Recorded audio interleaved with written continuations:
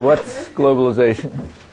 Actually, the best definition of it I know of, if I can remember it, is by a very well-known development economist, Canadian development economist, a guy named Gerald Helleiner, who tried to summarize it in a little ditty which went something like this.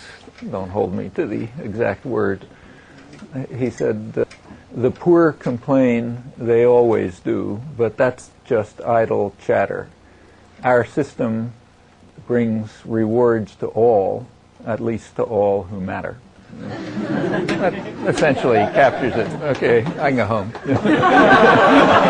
And, whenever I say globalization, I mean in quotes. What's called globalization is one specific modality of international integration. There's nothing wrong with international integration. In fact, it's a great thing. It's nice to meet people from other countries and all sorts of other stuff. But there are various forms of possible international integration, and the one that's called globalization is one particular one. Like, it's not the new international economic order that the South was calling for, and it's not the new global system that they're now calling for. It's a different one.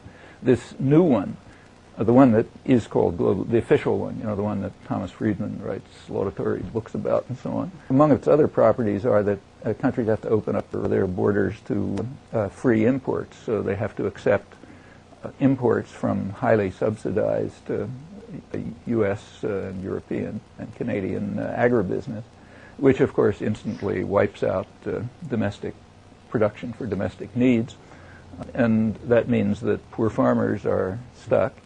One thing they can do is flee to the cities, which has the nice effect that they create a massive labor force which lowers wages, and means that U.S. and European manufacturers, or by now Japanese and Korean manufacturers who are putting, say, assembly plants or whatever abroad, can benefit from cheaper labor, and consequently wages can go down, and in fact do go down while the economy booms.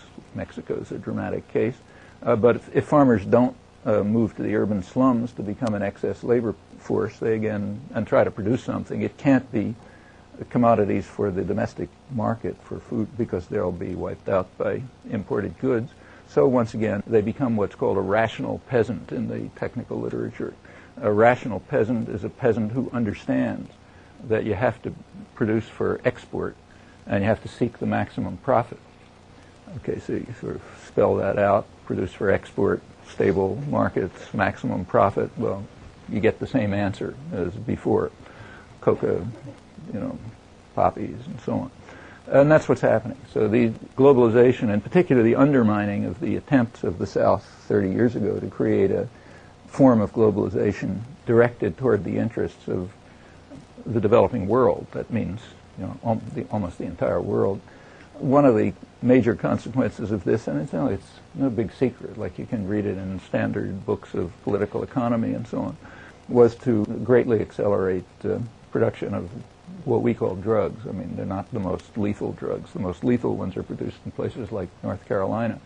But what we call lethal drugs here, peasants have been driven to it. They really have no choices, in part by the choice, and it was a choice, it's not an economic law, the choice by the powerful states 30 years ago to institute a particular form of international economic integration, what's called globalization, in preference to another one. One which would have, for example, as one of its properties, and there were many others, things like stabilization of primary commodity prices, and what are called neoliberal programs, like opening up your borders to imports from subsidized agro-export from northern agribusiness. That has the same effect. There's a lot more like this. I mean, a lot of what happens to the rational peasants, incidentally, after they've learned their lessons properly. They kind of like the equivalent of going to Harvard or MIT or Chicago graduate school and getting a degree in economics, so they become rational peasants. Well, once they've learned the lesson, they're rewarded.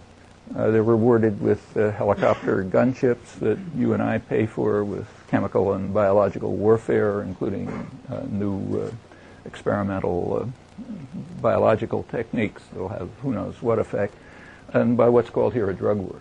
That's the reward for having learned the lessons.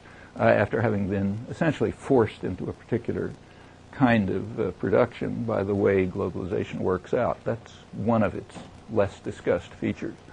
Going back to the Declaration of the South, the poor are complaining, as they always do. They're calling for globalization, for international economic integration. They want this, but are calling for a form that will be based on the right of development, and in particular the right of independent development.